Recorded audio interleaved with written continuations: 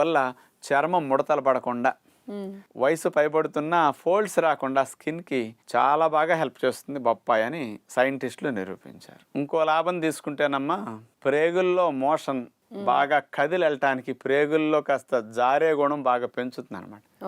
Motion కూడా అట్లా ఫ్రీగా జరిగి వచ్చేస్తుంది. అందుకని మలబద్ధకం ఉన్నవారు బొప్పాయి ముక్కలు కూడా బాగా తీసుకుంటారండి.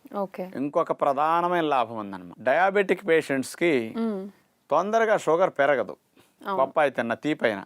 ఎందుకు పెరగదంటే ఇందులో ఉన్న లో గ్లైసిమిక్ ఇండెక్స్ అంటారు. పండ్లల్లో షుగర్ పెంచని పండ్లల్లో మొట్టమొదటి రకం జామకాయ, రెండవది బొప్పాయి అని సైంటిస్టులు ఇవ్వడం జరిగింది అనమాట. తిన్నప్పటికీ త్వరగా రక్తంలోకి వెళ్ళి రక్తంలో చక్కెర స్థాయిని పెంచే గుణం వీటికి ఉండదు అనమాట. అందుకని షుగర్ పేషెంట్స్ కూడా బొప్పాయిని బాగా తినొచ్చు, జామకాయతో పాటు ఇది మంచిది అనమాట.